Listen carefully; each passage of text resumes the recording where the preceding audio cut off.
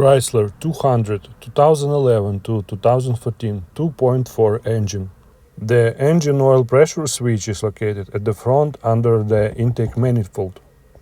To replace it, disconnect the connector, use a deep socket or small wrench to unscrew the switch and replace it with a new one.